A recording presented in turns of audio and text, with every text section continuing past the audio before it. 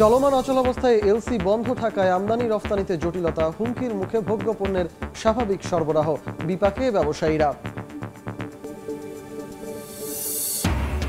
সবজিতে স্বস্তি ফিরলেও বেড়েই চলছে চালের দাম, কেজিতে বাড়তি 2 থেকে 3 টাকা। কমতির দিকে মাছ, মুরগি, ডিম। সরবরাহ ব্যবস্থা ঠিক রাখার দাবি ক্রেতাদের। বাতিল হওয়া ফ্লাইটের টিকিট রিশিডিউলে অনিয়ম, নির্দেশনা না মেনে একটিতেই 18,000 টাকা হাতিয়েছে এজেন্সি। অকপটে শিকার, ব্যবস্থার আশ্বাস প্রতিমন্ত্রীর।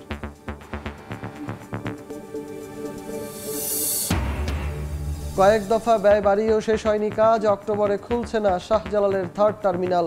অর্থ সংকটই কারণ জানালেন মন্ত্রী। চালুর দিনক্ষণ নিয়ে শঙ্কায় বিশেষজ্ঞরা। এবং বন্যার ধকল কাটিয়ে না উঠতেই কারফিউ, পর্যটক শূন্য সিলেট। খালি হোটেল, মোটেল, রিসোর্ট। ক্ষতি ছাড়িয়ে যাবে 1000 কোটি টাকা, বলছেন ব্যবসায়ীরা।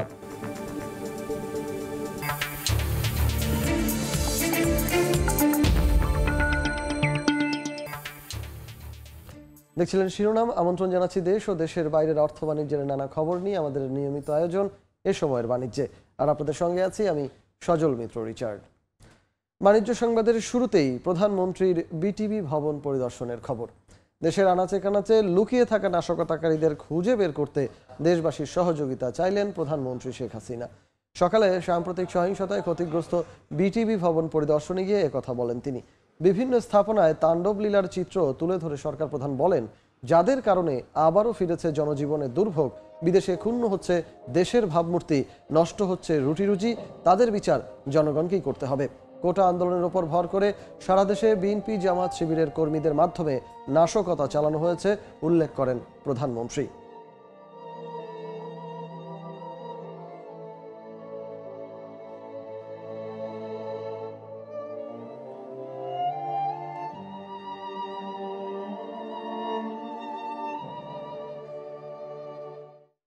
এবারে পড়ানোর চরিত্রটা কিন্তু একটু আলাদা।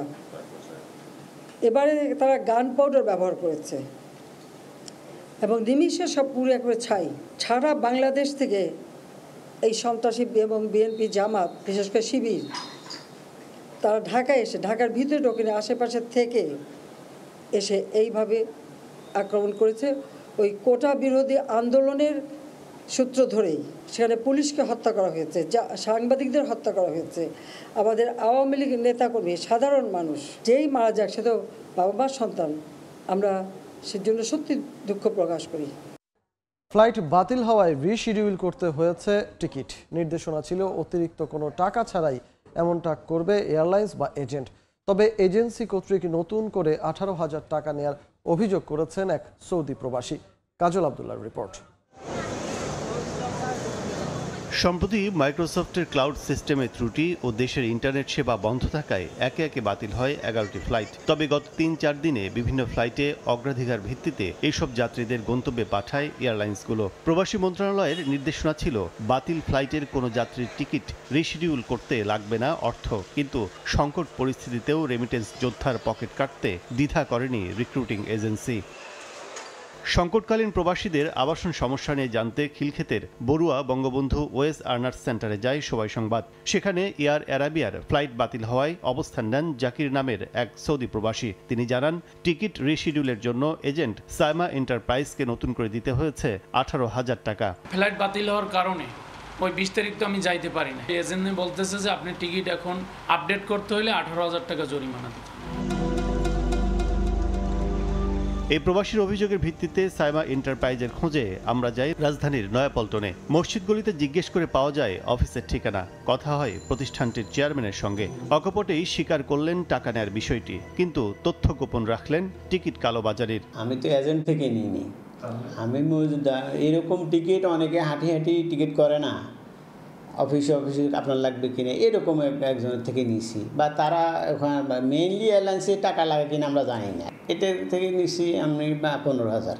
এ ঘটনায় ব্যবস্থা নেওয়ার আশ্বাস দিয়েছেন প্রবাসী কল্যাণ প্রতিমন্ত্রী। আমাদের কাছে কোনো অভিযোগ আসে নাই, অভিযোগ আসলে আমরা দেব। কঠোর নির্দেশনার পরও নানা হয়রানির শিকার হতে হচ্ছে প্রবাসীদের। এই অবস্থা থেকে উত্তরণে মন্ত্রণালয়কে আরও দায়িত্বশীল হওয়ার পরামর্শ সংশ্লিষ্টদের। কাজল আব্দুল্লাহ, সময় সংবাদ, ঢাকা। নির্ধারিত সময়ে চালু হচ্ছে না শাহজালাল বিমানবন্দরের তৃতীয় টার্মিনাল। আর্থিক সংকট সহ নানা জটিলতায় পড়েছে কর্তৃপক্ষ। অন্যদিকে টার্মিনালটি জাপানের কোনো প্রতিষ্ঠান পরিচালনা করবে তাও চূড়ান্ত হয়নি। কাজল আব্দুল্লাহর আরও একটি রিপোর্ট। দেশের এভিয়েশন খাতে নতুন চমক হয়ে গল্প শুরু করলেও শেষ করতে পারছে না হযরত শাহজালাল আন্তর্জাতিক বিমানবন্দরের তৃতীয় টার্মিনাল। 2024 সালের শেষেই পুরোপুরি উদ্বোধনের লক্ষ্যে গত বছরের অক্টোবরে 90% কাজ শেষে সফট ওপেনিং বা স্বল্প পরিসরে এর উদ্বোধন করে সরকার। লক্ষ্য ছিল 1 বছরে শেষ হবে বাকি 10% কাজ। চলতি বছরের অক্টোবরেই ঘটা করে চালু হবে সিঙ্গাপুরের চাঙ্গি বিমানবন্দরের আদলে গড়ে তোলা নান্দনিক স্থাপনা, যেখানে আন্তর্জাতিক মানের সেবায় মুগ্ধ হওয়ার পাশাপাশি স্বস্তির নিঃশ্বাস ফেলবেন যাত্রীরা। কিন্তু শেষ সময় এসে নিরাশার চাদরে ভাসছে উদ্বোধনের ঢাকঢোল। নানা সংকটে সৌন্দর্যে মোড়ানো অত্যাধুনিক এই টার্মিনাল নির্ধারিত সময়ে চালু করা সম্ভব হচ্ছে না বলে জানিয়েছেন বিমানমন্ত্রী। অর্থ বরাদ্দে কোনো সমস্যা নাই। থার্ড টার্মিনাল চালু করার ব্যাপারে যে পরিকল্পনা আমাদের ছিল সেই মোতাবেক চালু করা সম্ভব হবে না, কারণ এখনো 3% কাজ যেটা বাকি আছে এগুলি মোস্টলি সমন্বয়ের কাজ। চুক্তি অনুযায়ী এই টার্মিনালের গ্রাউন্ড হ্যান্ডলিং এ পরিচালনায় থাকবে জাইকা, কিন্তু জাপানের কোন প্রতিষ্ঠান কাজ করবে তাও চূড়ান্ত হয়নি 1 বছরে। এখনো জাইকা আমাদেরকে কিছু জানেনি, তারা আমাদেরকে জানাবে। আমরা বলেছি যে তারা যাকে মনে করে ভালো হবে তাদের সাথে আমরা গ্রাউন্ড হ্যান্ডলিং এর জয়েন্ট ভেঞ্চার হবে বিমানের সাথে। টার্মিনাল চালুর দিনক্ষণ নিয়ে শঙ্কায় আছেন খাত সংশ্লিষ্টরাও। গত বছরে এটা ওপেনিং করা হলো, সফট ওপেনিং এর পরে কিন্তু অনেক দিন পার হয়ে গেছে। আমি যতই বলি না 97% এই 3% যদি মানে খুব বেশি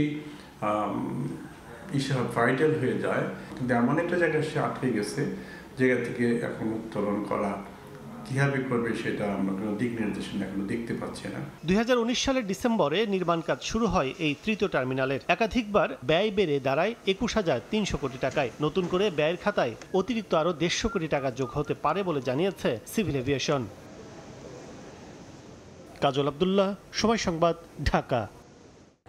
রাজধানীর বাজারে সরবরাহ বাড়ায় সবজির দামে স্বস্তি ফিরেছে।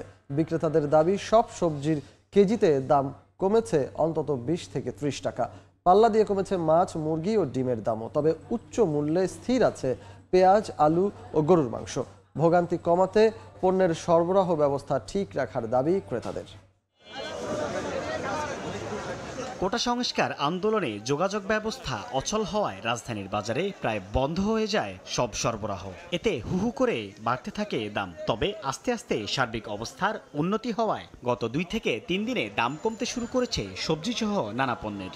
আজকে তরকারির দাম মোটামুটি সীমিত আছে, আগে চেয়ে দাম কম আছে। শুক্রবার সকালে রাজধানীর কারওয়ান বাজারে বিক্রেতারা জানান 1 কেজি বেগুনের দাম নেমেছে 60 টাকায়। পটল আর ঢেঁড়স বিক্রি হচ্ছে 40 থেকে 50 টাকার মধ্যে। স্বস্তি জানালেও দাম আরও কমা উচিত বলে মনে করেন ক্রেতারা। এখানে আর কৃষকের দুটার মধ্যে অনেক ডিফারেন্স। এই কয়েকদিন যেরকম ছিল সে তুলনায় আজকে অনেকটা কমছে। ধরুন আমরা চিচিঙ্গা 40 টাকা কেজি, দুন্দুল 50 টাকা কেজি, পেঁপে 50 টাকা কেজি, বেগুন 50 টাকা কেজি, পটল 40 টাকা, ভেন্ডি 40 টাকা। পাইকারিতে দেশি পেঁয়াজের কেজিতে দাম কমেছে 5 টাকা আর খুচরায় 10 টাকা। বিক্রি হচ্ছে 110 টাকায়। কমতির দিকে আলুর দামও। পেঁয়াজ গেছে সপ্তাহের তুলনায় এই সপ্তাহে দামটা একটু কম। আগে যা বাড়তি ছিল এখন মনে হয় একটু পরিস্থিতি কমছে। মাছ বাজারেও কিছুটা স্বস্তির আভাস। সরবরাহ বাড়ায় দাম কেজিতে কমেছে 20 থেকে 30 টাকা। ক্রেতাদের দাবি, এখনো বিক্রি হচ্ছে উচ্চ মূল্যে। দাম একটু কমছে, সাপ্লাই একটু বাড়ছে, তবে ঠিক আগের পর্যায়ে যায়নি। এই পাঙ্গাস মাছ যেটা ছিল মনে করেন আপনি 200 টাকা, 210 টাকা, 20 টাকা, 160 টাকা, 180 টাকার মাঝে পাঙ্গাস কিনতে পারতেছে। যেটা তেলাপে যেটা ছিল মনে করেন যে 1 কেজি দিল যেটা 220-30 টাকা ছিল, 200-190 টাকা, 200 টাকা কিনতে পারতেছে। 30 টাকা কেজিতে দাম কমে ব্রয়লার বিক্রি হচ্ছে 170 টাকায়। এর সঙ্গে ডিমের ডজনে 5 থেকে 10 টাকা কমে বিক্রি হচ্ছে 150 টাকায়। ডিমের দামটা গত 2 দিনের তুলনায় আজকে অনেকটাই কম। আজকে আমি কিনলাম 150 করে। বর্তমানে যে অবস্থা সবকিছু দাম বেশি, কেনার মতো কোনো মানুষের আয় 10 টাকা, খরচ 20 টাকা। গাড়ি স্বাভাবিক হয়েছে, ব্রয়লার দামটা একটু কমছে। আজকে 170 টাকা করে বিক্রি করতেছি। বগুড়ার কাঁচা বাজারে বেড়েছে সবজি সরবরাহ। সপ্তাহের ব্যবধানে প্রকারভেদে প্রায় সব ধরনের সবজিতে দর কমেছে 20 থেকে 30 টাকা পর্যন্ত। এতে ক্রেতাদের মাঝে ফিরেছে স্বস্তি। বগুড়া থেকে বিস্তারিত জানিয়েছেন সহকর্মী আব্দুল আওয়াল।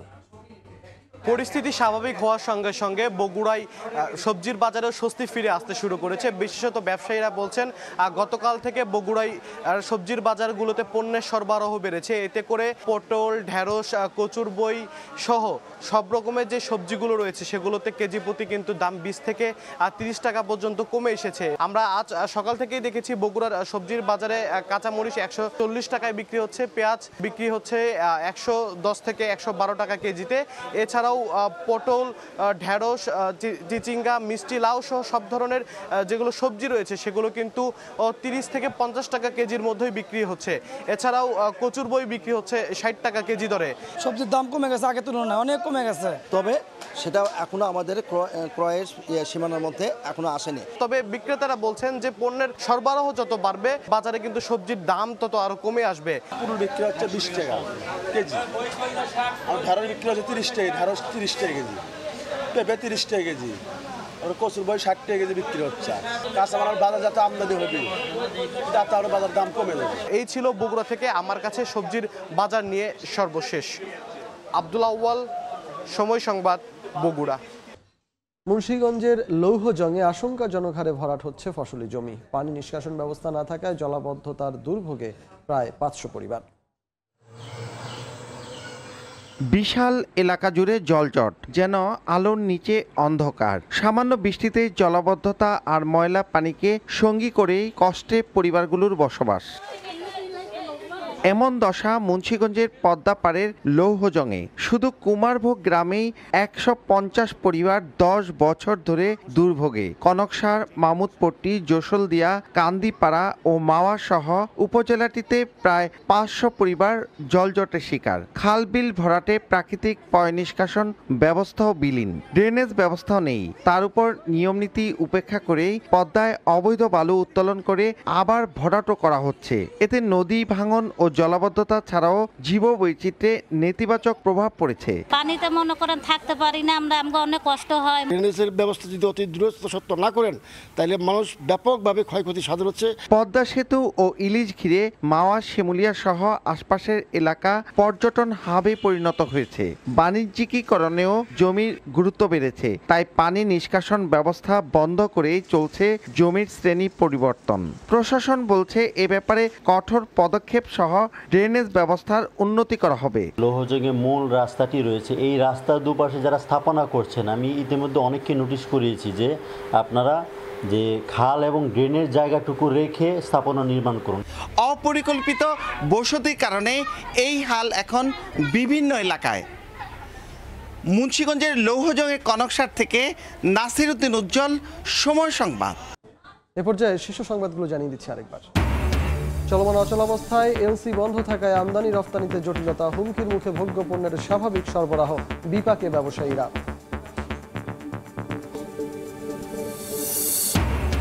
সবজিতে স্বস্তি ফিরলেও বেড়েই চলছে চালের দাম। কেজিতে বাড়তি 2 থেকে 3 টাকা, কমতির দিকে মাছ, মুরগি, ডিমও। সরবরাহ ব্যবস্থা ঠিক রাখার দাবি ক্রেতাদের।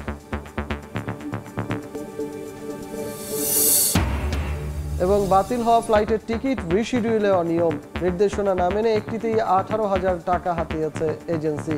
অকপটেই শিকার, ব্যবস্থার আশ্বাস প্রতিমন্ত্রীর।